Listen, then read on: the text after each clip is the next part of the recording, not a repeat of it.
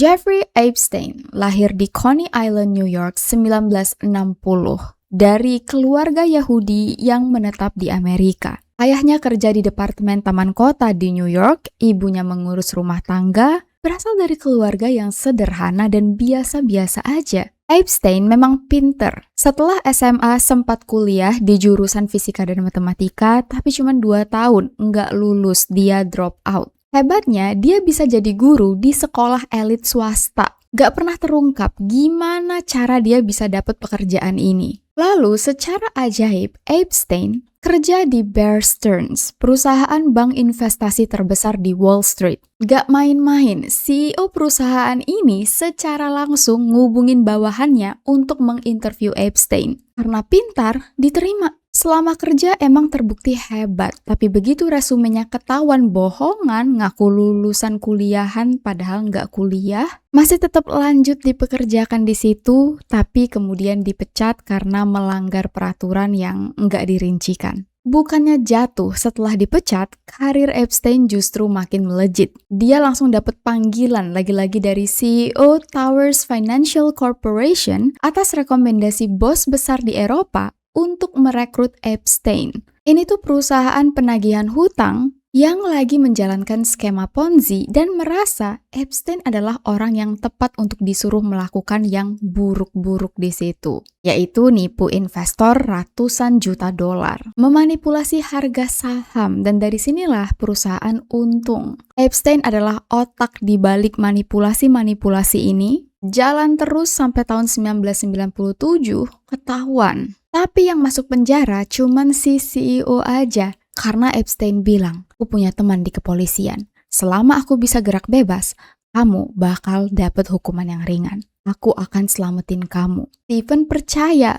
padahal dia nggak diselamatin. Malah dijatuhi hukuman 20 tahun di penjara dan bayar denda 462 juta dolar. Padahal nih, kalau Epstein gak pura-pura bakal nyelamatin dia, udah pasti dia bakal bawa Epstein tergeret juga dalam masalah ini, karena bener-bener mereka berdua ini otak utama dari semua manipulasi. Saat Stephen mendekam di penjara, bayar denda, Epstein udah dapat kerjaan baru. Entah gimana, dari dulu dia ini udah deket dan disayang banget oleh Leslie Wexner, pendiri dan CEO dari L Brands, yang punya brand-brand baju terkenal kayak Victoria's Secret, Abercrombie & Fitch, sampai Epstein sering disebut sebagai pacarnya Leslie Wexner. Karena Leslie enggak pernah mempercayai orang lain selain Epstein. Bahkan Epstein sendiri berani ngomong ke orang-orang, aku udah menjual jiwa aku ke Leslie Wexner. Aku bisa mengontrol emosinya.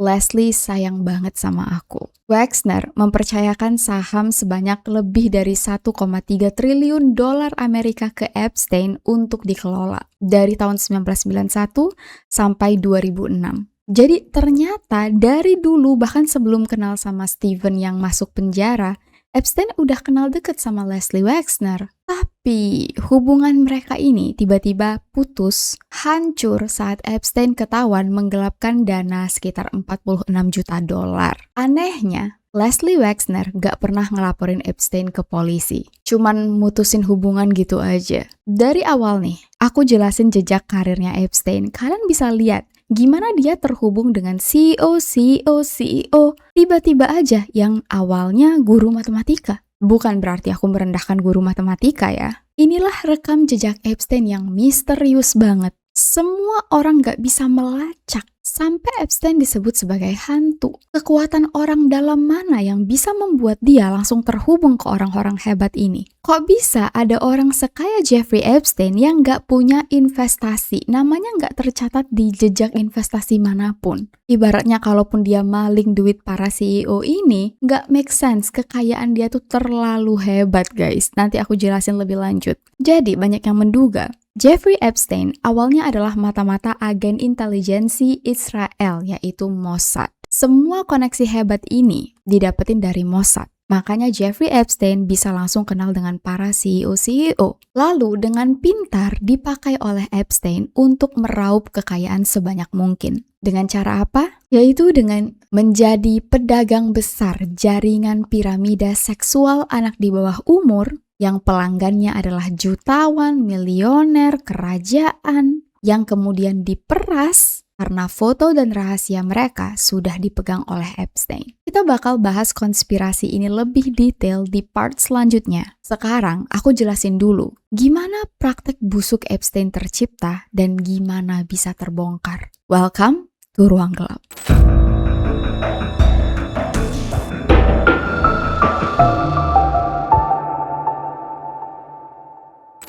Sebelum masuk ke cerita, aku dan tim Ruang Gelap akan sangat-sangat berterima kasih kalau kalian bersedia untuk klik subscribe. Menuju 100.000 subscribers, kami akan terus berusaha untuk ningkatin kualitas dan kuantitas video yang diupload. Tentunya kami sangat berterima kasih atas semua dukungan dan terus nonton video-video channel Ruang Gelap ya. Kasus paling pertama tercatat di tahun 1995 saat mahasiswi bernama Maria Farmer lagi ikut pameran kelulusan kampus. Dia majang 3 lukisan anak remaja dengan baju minim yang secara cepat di pameran itu terjual.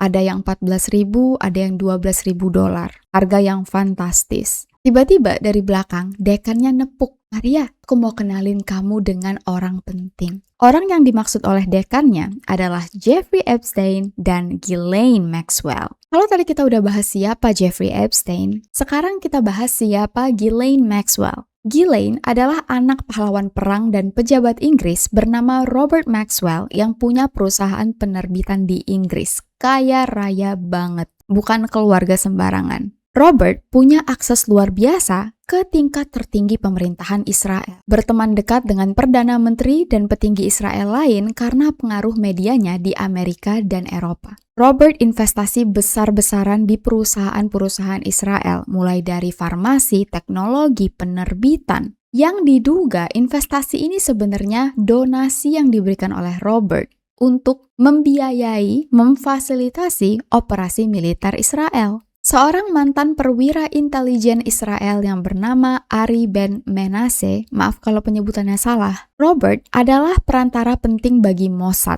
Salah satunya ngasih software mata-mata untuk tentara Israel. Nah, suatu hari Robert ketahuan melakukan penggelapan dana di perusahaan penerbitannya, pakai duit pensiun karyawan untuk nutupin kerugian perusahaan, yang ujung-ujungnya membuat usahanya ini diambang kebangkrutan. Lalu secara misterius, Robert menghilang di atas kapal. Begitu ditemukan, sudah mengambang di laut dalam keadaan meninggal. Katanya Robert mengalami serangan jantung, gak sengaja jatuh, tapi banyak yang yakin ini lebih dari sekedar serangan jantung. Kayaknya Robert meninggal dihabisi. Kemungkinan karena Robert butuh duit untuk menyelamatkan perusahaannya, dia mengancam Mossad akan menyebarkan rahasia kalau nggak dikasih duit. Makanya dihabisin oleh Mossad. Tapi ini konspirasi ya. Yang jelas, Robert dimakamkan di Mount of Olives di Yerusalem, salah satu tempat yang dianggap paling suci. Pejabat Israel penting datang semua, hampir rata-rata di situ, dan ada pidato yang menyatakan Robert telah melakukan lebih banyak untuk Israel daripada yang bisa diucapkan hari ini. Nah, Ghislaine, anak kesayangan Robert, langsung pindah ke New York begitu keluarganya hancur. Entah gimana tiba-tiba bisa langsung jadi pacar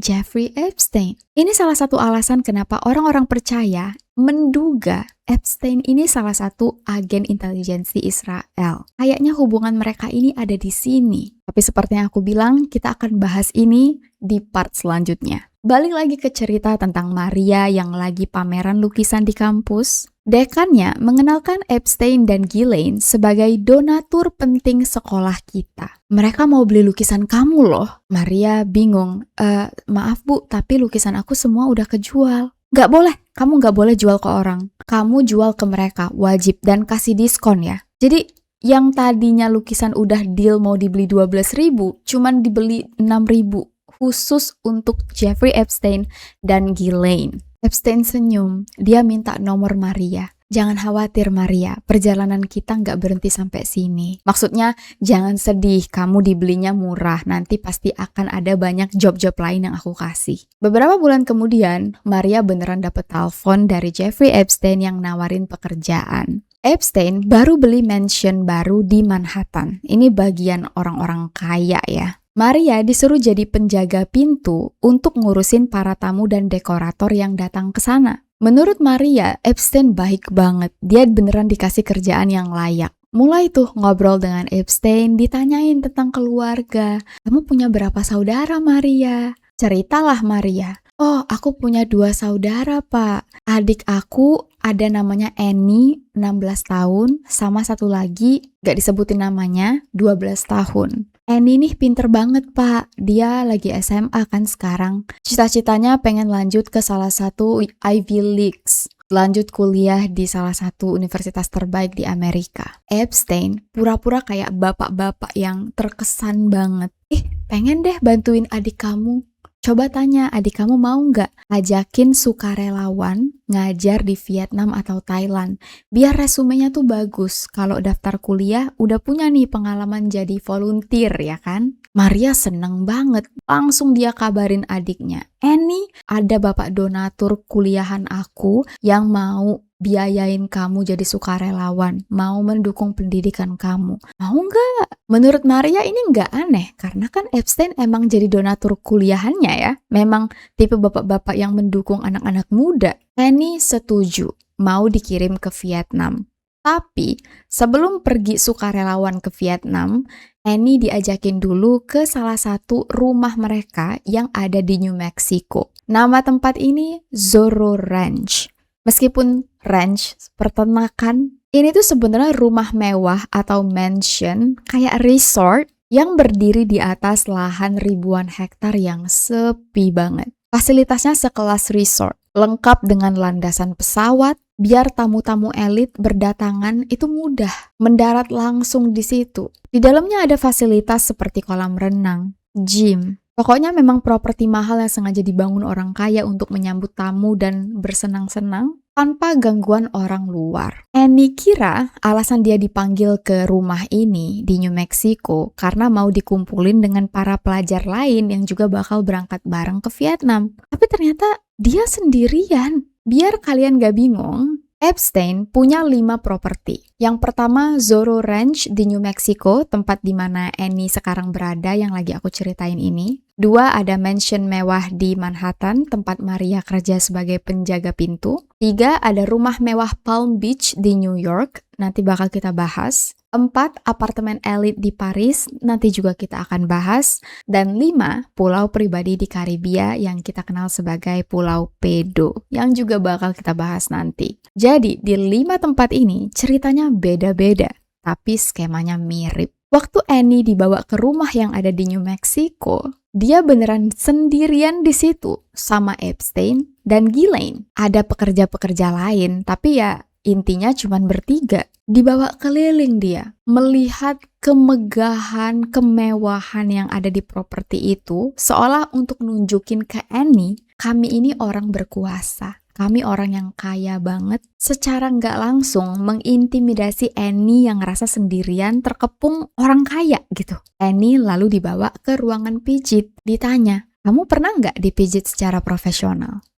Nggak pernah, kamu beruntung banget. Aku kasih kamu rasa dipijit secara profesional. Annie nggak bisa nolak, dia sendiri di dalam rumah itu dan ya dia kira ini tuh hal orang kaya yang dia baru tahu. Mungkin emang orang kaya biasa melakukan ini, mungkin ini memang pemijatan profesional. Jadi Annie mulai buka baju, tapi dia disuruh menghadap ke depan. Guling di atas kasur, ngadep ke atas. Ghislaine mulai meraba-raba khususnya di bagian dada yang menurut Annie aneh banget, tapi dia nggak bisa ngomong. Ruangannya tuh nggak tertutup, agak terbuka, dan dari jauh Epstein ngeliatin. Annie nggak terlalu ngerti dan berusaha masih berpikir positif. Ini tuh orang-orang baik. Mungkin ini emang kerjaan orang kaya. Mungkin pijat profesional emang kayak gini. Besok paginya, tiba-tiba Epstein masuk ke dalam kamarnya. Ikut ke atas kasur dan terjadilah pelecehan. Kejadiannya cepet banget. Annie bahkan nggak bisa bereaksi. Dia kayak mematung. Begitu sadar, Annie langsung pura-pura izin ke kamar mandi. Dia kunci pintu dan dia kayak gemeter. Ini habis dilecehin ya. Tapi Annie nggak berani marah. Dia bisa apa? Dia mau lari keluar pun bukan langsung ke jalan. Itu rumah gede banget, properti resort kayak gitu ya. udah nggak ada bisa minta tolong siapa-siapa sih sampai dia dikembalikan baru aman. Pulangnya, Annie gak cerita ke siapa-siapa karena dia takut. Dia berusaha fokus ke Vietnam aja, biar gak sedih. Dia beneran ikut tuh, jadi relawan ke Vietnam selama beberapa minggu, habis itu pulang. Maria gak tahu kalau adiknya dilecehkan, soalnya dia belum ngalamin. Pas Maria mengalami hal yang sama, disuruh pijet kaki, terus tiba-tiba dia digrepek-grepek oleh Epstein dan Ghislaine secara bersamaan, Maria langsung nelpon Annie. Kemarin waktu di properti mereka, diapa-apain gak? Pecahlah tangis kakak beradik ini. Maria merasa bersalah banget karena dia sudah menjebak adiknya sendiri. Detik itu juga, mereka langsung mutusin kontak dengan Epstein dan Ghislaine. Maria langsung ke polisi. Tapi kata polisi, karena kejadiannya ini di tempat yang berbeda-beda dan bukan di New York, itu di luar jurisdiksi mereka. Mending lapor FBI karena adik kamu masih di bawah umur juga. Ngelaporlah Maria ke FBI, diceritain secara detail. Maria kira nih dia tuh bakal jadi kasus besar. Tapi ternyata gak ada kabar dari FBI sama sekali. Justru Ghislaine nelpon Maria. Aku tahu kamu melapor ke FBI. Badan kamu bisa aku bakar. Karir kamu bisa mudah aku hanguskan. Sekarang kalau kamu jalan selalu lihat-lihat ke belakang ya. Karena kamu hidupnya gak bakal tenang. Kamu gak akan pernah bebas. Jeffrey Epstein juga sempat bilang ke Maria, polisi tuh udah di bawah tangan aku. Dan disinilah Maria ngerasa udah gak mungkin melawan seorang Epstein. Setiap beberapa bulan sekali, Maria selalu pindah tempat. Karena kadang-kadang Ghislaine nelpon. Aku tahu loh kamu sekarang tinggal di mana. Maria pindah ke tempat baru lagi. Kadang ditelepon lagi. Sekarang tinggal di sini ya? Bener-bener gak pernah hidupnya tenang. Dan dari sini kita sudah bisa menyimpulkan, Epstein punya orang dalam di FBI. Soalnya kasusnya nggak diusut, tapi Epstein dan Ghislaine bisa tahu kalau Maria melapor. Padahal di tahun 1995, nama Epstein tuh masih belum terkenal guys. Ya orang-orang yang kaya nih mulai tahu-tahu, tapi kayak biasa aja. Di tahun 2003, barulah nama Epstein mencuat. Karena dia tiba-tiba muncul foto dengan Donald Trump, foto dengan Bill Clinton yang waktu itu jadi presiden Amerika. Dan tiba-tiba semua orang penasaran siapa Jeffrey Epstein ini. Gak pernah muncul, sekalinya muncul menghebohkan semua orang. Circle-nya gak main-main. Pas ditelusurin dia ini pebisnis mana, CEO mana, punya perusahaan apa, nggak ada. Rekam jejak investasi pun nggak punya, tapi kok bisa kaya banget. Punya properti di mana-mana. Salah satu yang sangat penasaran adalah majalah Vanity Fair. Mereka ngirim jurnalis untuk mencari tahu tentang Epstein. Nah, suatu hari jurnalis ini dapat info dari orang terdekatnya. Tahu nggak sih? Pernah ada 2 wanita yang ngelaporin Epstein, katanya Epstein ini memperlakukan mereka dengan buruk. Jurnalis ini penasaran. Skandal nih. Ditelusurilah oleh jurnalis ini. Ternyata 2 wanita yang dimaksud adalah Maria dan Annie. Untungnya Maria dan Annie mau cerita lagi. Mereka sempat hopeless, gak ada yang mau dengerin. Jadi begitu ada jurnalis yang ngedatengin untuk minta cerita, mereka cerita lagi. Meskipun takut, tapi ngerasa 2 orang ini harus dikasih pelajaran. Dibuatlah ceritanya. Dikirim ke Epstein untuk minta tanggapan. Epstein langsung nelpon jurnalis ini. Halo, kamu lagi hamil kan? Aku bisa dengan mudah nyuruh dokter penyihir untuk mengutuk janin di dalam kandungan kamu. Kamu hati-hati ya, jangan nyesel. Jurnalis ini kaget, dia emang lagi hamil. Awalnya dia nggak terlalu percaya dengan cerita Maria dan Annie, tapi sekarang dia dapat ancaman kayak gitu dari Epstein. Dia yakin sih, Epstein emang orang jahat. Besoknya, pas majalah edisi terbaru rilis, harusnya ada artikel dia tentang kasus pelecehan Jeffrey Epstein, tapi yang muncul justru artikel berjudul "Seberapa Bertalentanya Mr. Epstein". Bayangin, secepat itu Jeffrey Epstein bisa membolak-balikkan kenyataan dan dunia. Ibarat majalah Vanity Fair tiba-tiba dibeli oleh Epstein. Waktu itu, mereka nggak tahu bahwa ini cuman awal dari segunung rahasia kelam Jeffrey Epstein. Kalau tadi kita udah bahas rumah di New Mexico, rumah di Manhattan, sekarang mansion di Palm Beach, Florida. Jadi di Palm Beach, Florida ini ada semacam dua kawasan berbeda yang terhubung jembatan panjang, Palm Beach dan West Palm Beach. Di Palm Beach, sisi kanan, tempat perumahan elit miliuner.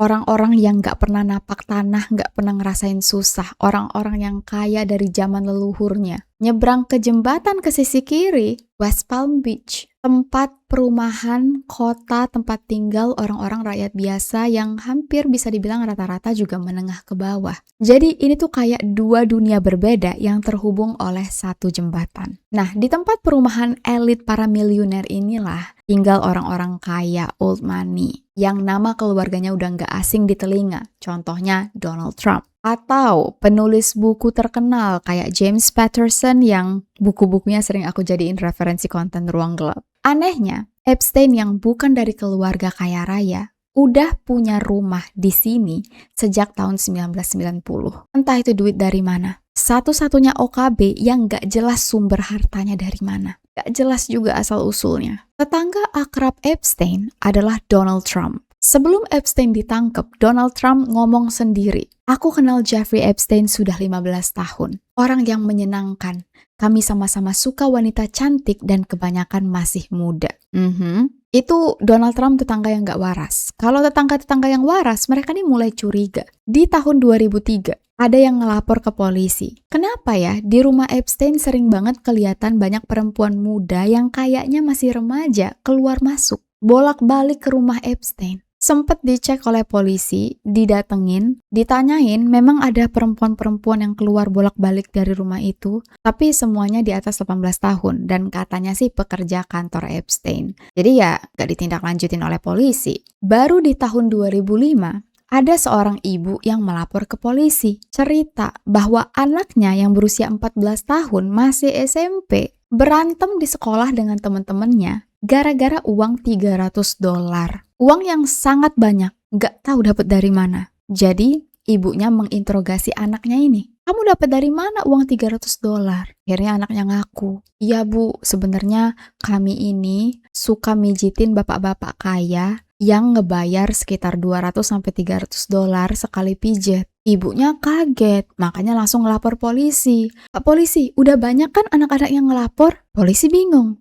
"Enggak bu, baru ibu kok yang melapor." Diselidikinlah oleh polisi dari deskripsi dan pengakuan para anak-anak remaja yang secara temenan sudah saling sama-sama kerja mijet bapak-bapak. Yang mereka maksud bapak-bapak kaya ini adalah Epstein. Jadi polisi percaya korbannya mungkin gak cuman anak si ibu dan temen-temennya, mungkin dari sekolah-sekolah lain juga banyak. Karena di West Palm Beach, tempat yang kotanya ya kota orang biasa ini, banyak banget sekolahan. Ibaratnya kalau Epstein memang nyari korban dari sisi sini, sisi kota yang biasa ini, ya mangsanya banyak banget. Semua korban mulai terkumpul, dikumpulin, diinterogasi, dan ternyata anak-anak remaja ini saling mengaku sudah menjebak satu sama lain, guys. Kalau ada yang udah kena sekali, ditawarin tuh. Kalau bawa temen, mereka nggak perlu ngapa-ngapain, tetap dapat duit. Remaja-remaja ini yang dari sisi West Palm Beach yang maaf, miskin, butuh uang, ya udah tinggal nyebrang jembatan aja,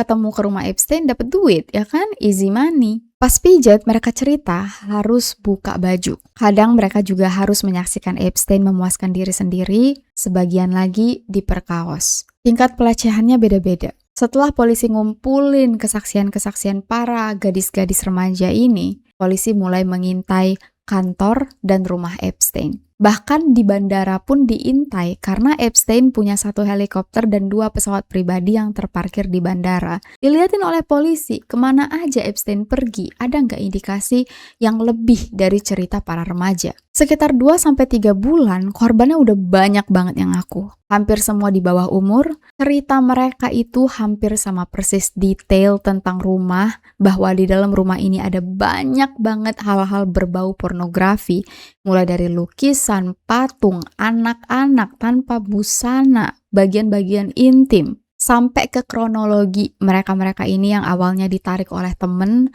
awalnya ditemenin nih, mijet berdua, terus tiba-tiba ditinggalin sendiri, baru habis itu dihabisi. Maksudnya dilecehkan. Dan mereka juga udah diajarin, kalau ada yang nanya umur mereka berapa, jawab 18 tahun. Jadi ada kemungkinan juga waktu polisi memeriksa nanyain umur, itu anak-anaknya pada bohong. Mereka ngomong 18 padahal belum. Nah, anak-anak yang dijadikan korban itu kebanyakan yang nggak punya keluarga atau keluarganya berantakan. Hampir semuanya tinggal di jalanan, sebelumnya juga pernah menjadi korban pelecehan. Nah, gimana cara Epstein bisa memilih mereka-mereka yang rentan? Jadi, waktu pijetnya itu masih normal, Epstein bakal ngajak mereka ngobrol. Nanyain soal keluarga, soal sekolah, seolah-olah dia nih bapak-bapak yang normal, baik, dan perhatian. Di screening dulu nih latar belakang yang lagi mijet dia siapa, remaja ini punya kendala apa. Nah, para korban cerita tentang masalah hidup mereka. Ada yang langsung cerita, ya nih Pak, aku butuh duit, soalnya aku tinggal di jalanan. Ada yang cerita, ibu aku kecanduan obat Pak, jadi kami nggak punya tulang punggung keluarga, jadi harus cari uang sendiri. Jadi dia nggak langsung main serang guys, dia lihat dulu anak-anaknya ini rentan atau enggak. Kalau udah ketahuan nih, oh nggak punya tempat bersandar ini anak. Epstein yang tadinya terlungkup, masih dipijet kayak biasa, langsung balik badan, langsung melakukan pelecehan. Karena mereka sasaran empuk. Sama kayak cerita Annie, mereka nggak bisa nolak, lari keluar rumah minta tolong, nggak bisa. Ini rumah mansion mewah. Bayangin baru cerita kesulitan hidup, tiba-tiba langsung diserang, dilecehkan. Kayak awalnya mereka yang ngira, oh ini bapak ini baik nih, perhatian. Tiba-tiba langsung diserang. Mereka tuh kaget, bahkan nggak sempat untuk mikir. Mereka juga secara halus terintimidasi. Aku siapa? Bisa melawan bapak sehebat dan seberkuasa Jeffrey Epstein. Jadi ya udah, mereka nurut aja, diem, berharap cepat selesai, bisa cepat-cepat dapat duit, karena mereka butuh duit untuk makan. Ada beberapa korban yang begitu mengalami kejadian sekali, gak pernah balik lagi. Tapi ada juga beberapa korban yang tetap balik ke rumah itu, meskipun tahu mereka bakal dilecehkan, karena nggak punya pilihan. Mereka ngerasa udah rusak, ya daripada rusak nggak jadi apa-apa, mending rusak tapi tetap dibantuin oleh orang kaya. Soalnya Jeffrey Epstein ini sering nawarin disekolahin, dikenalin sama orang-orang penting. Jadi ya, bagi yang sudah putus harapan, gak punya tempat bersandar, dan ngerasa aku udah hancur, kepalang hancur, ya udah sekalian aja yang penting aku punya duit. Dan ada juga yang mereka dari awal gak mau dipakai, tapi mereka menyanggupin akan merekrut anak-anak remaja lain. Biar mereka tetap dapat duit tanpa dirusak. Setelah polisi mendapatkan semua kesaksian korban, polisi berusaha untuk menghubungi karyawan Epstein karena mereka butuh pendukung. Tapi semuanya no comment. Semua yang pernah kerja dengan Epstein gak ada yang mau ngomong. Ada yang langsung matiin telepon, tapi ada juga yang sempet ngomong, Epstein punya banyak terapis, pagi dan siang. Sangat rahasia. Aku gak tahu apa yang terjadi dalam ruangan dan aku gak bisa ngasih tahu umur para terapis. Nah, secara halus ngasih tahu polisi, ini skandal banget nih soalnya umur para terapis Jeffrey Epstein anak di bawah umur. Tapi bisa kalian bayangin gak sih dipijet tiap pagi dan siang? Jujur aku suka banget pijet. Kaum jompo pagi dan siang udah nggak masuk akal sih, nggak masuk akal tiap hari. Kalaupun bukan dengan anak di bawah umur, itu udah nggak masuk akal, apalagi ini dengan anak di bawah umur, ya udahlah. Polisi sampai mengutin sampah di rumah Epstein untuk nyari bukti lebih lanjut. Mereka nemu rapot sekolah anak-anak. Ada juga bukti Epstein ngirim bunga ke sekolah remaja yang mijet dia. Dan dari bukti yang sedikit demi sedikit dikumpulkan dan kesaksian-kesaksian banyak sekali remaja, barulah 7 bulan kemudian, polisi mendapat surat izin resmi penggeledahan rumah. Epstein langsung dikepung. Tapi, begitu polisi masuk ke dalam rumah ini, semua isi komputer sudah bersih, sudah banyak yang hilang. 100% polisi yakin Epstein sudah dapat informasi duluan. Yang berarti dia punya orang dalam di kepolisian. Aku akan bahas lanjutannya di part 2 Gak mau terlalu panjang karena banyak dari kalian yang udah pesen ke aku, Kak tolong dibagi per part-part aja yang pendek biar mudah ngikutinnya karena ini kan kasusnya panjang banget. Sebagai orang yang juga ngelakuin riset, ini aku dari pagi jam 7 sampai ini sekarang jam berapa? Jam 7:33 udah 12 jam. Cuman untuk ngerangkum satu part ini aja ngerasa ya wajar sih. Kayaknya emang better pendek-pendek aja karena berat, banyak, dan complicated. Di part 2, kita bakal bahas Pulau Pedo milik Epstein, siapa aja yang pernah terlibat berhubungan dengan remaja perempuan di situ atas kesaksian pekerja-pekerja Epstein, gimana dia bisa ditangkap, lalu kenapa dia bisa mati secara misterius. Lalu di part 3, kita bakal bahas file-file yang baru dirilis dengan detail yang berhubungan dengan ritual setan dan siapa aja yang terindikasi gila. Karena nggak semua yang di dalam file ini tuh orang jahat, guys. Soalnya ada pemenang lomba debat Islam yang namanya disebut di salah satu email Jeffrey Epstein. Itu bukan berarti dia pernah ikut yang aneh-aneh, tapi video debat dia ini dikirim oleh seseorang sebagai video dakwah yang bagus. Terus ada juga foto yang diedit pakai AI seolah-olah orang-orang ini ada di bagian dari file Jeffrey Epstein, padahal enggak. Jadi emang harus hati-hati banget dan aku prefer untuk sedikit-sedikit dulu biar kalian juga dapat informasi yang akurat. Ada beberapa yang udah ngirim aku DM, Kak ini salah, Kak ini bener. Thank you banget untuk kalian yang sharing karena aku juga jadi mudah untuk cross-check ya. Sepeduli itu loh para pendengar Ruang Gelap dengan Ruang Gelap. Sayang banget pokoknya. Dan ya, sampai di sini dulu cerita kita pada kali ini. I'll see you guys very soon in the next video. Please stay safe, take care, and stay alive.